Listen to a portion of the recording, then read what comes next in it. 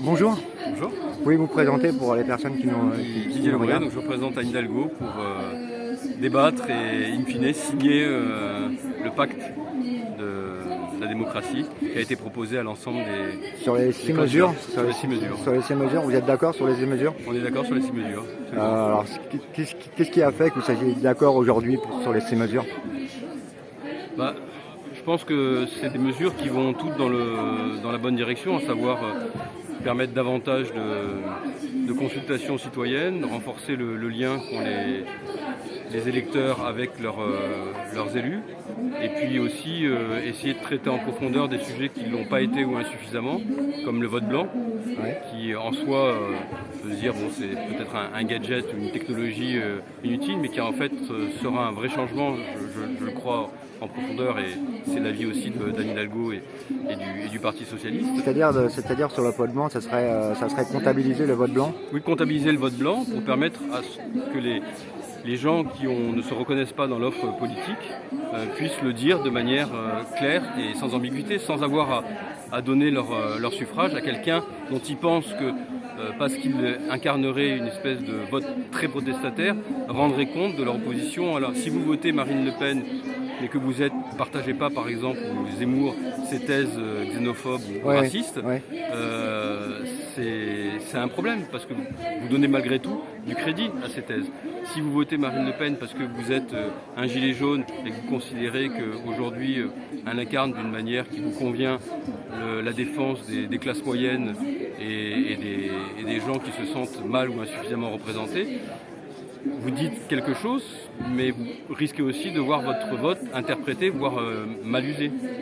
Donc je pense que c'était important que ces mesures puissent être rassemblées dans un pacte, et que ce soit aussi le vote à la proportionnelle. Qu'on soit d'accord ou pas avec le résultat final, on considère que quand vous avez près de 40% de vote au deuxième tour et que vous avez 12 députés à l'Assemblée nationale, qu'on soit d'accord ou pas avec les thèses du Front National, il n'empêche que ça peut choquer la conscience citoyenne de se dire qu'il y a un déni de justice démocratique ou parlementaire, et que donc il faut y remédier. Alors, ma question, sur le bilan de Macron, juste avant, vous êtes Madame Hidalgo, elle est très bas au niveau des sondages, elle me semblerait à 2%. Vous pouvez nous en dire quelques mots là? Écoutez, Même si les sondages, il ne faut pas faire fi des sondages, mais en tout cas, elle est quand même très bas au niveau des sondages. Qu'est-ce qui fait qu'elle soit aussi bas? On sait que la gauche aujourd'hui est dans une dynamique qui est extrêmement compliquée. Ouais.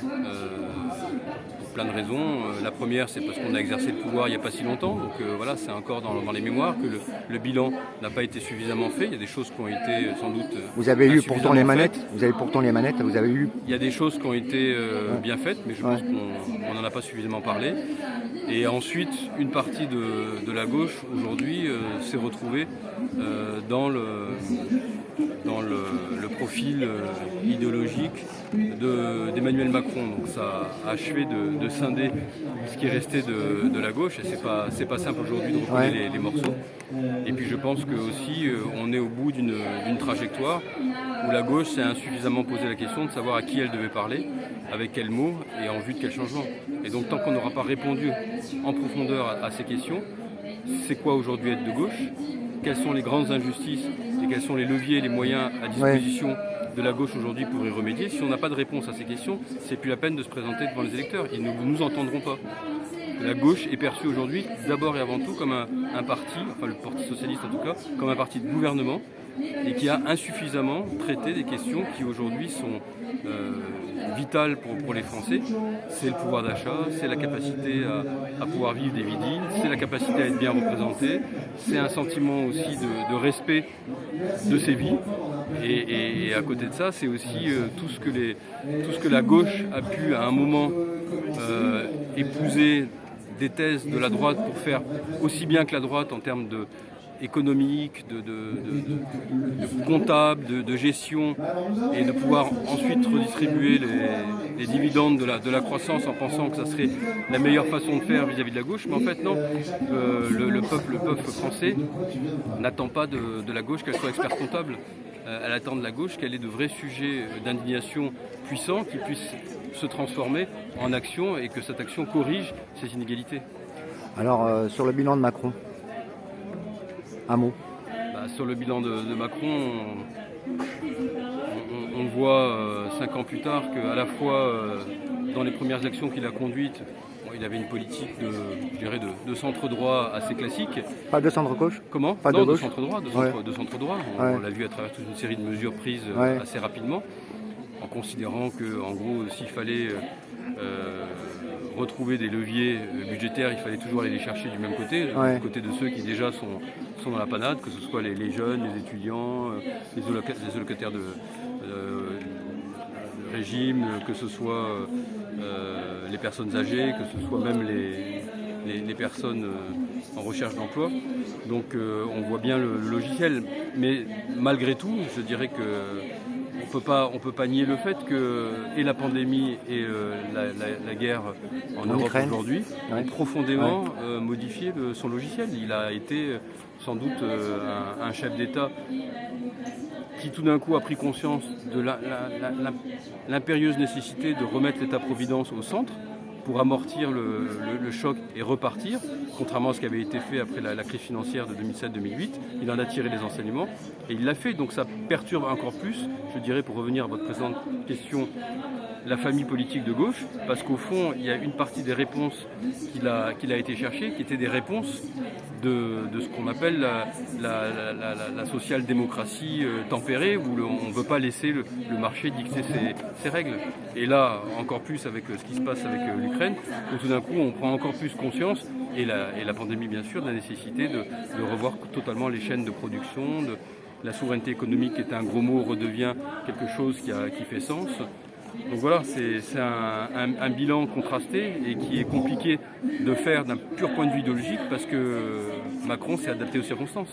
Alors un mot, sur le programme de Anne Hidalgo, il y a le RIC, sur le référendum d'initiative citoyenne. Oui, qui est un élément important, en tout cas qui ressort à la fois du grand débat national des Gilets jaunes et aussi de... Il y a eu le vrai débat des Gilets jaunes avec Priscilla Ludowski. Absolument, et le RIC arrive en tête, pas parce que...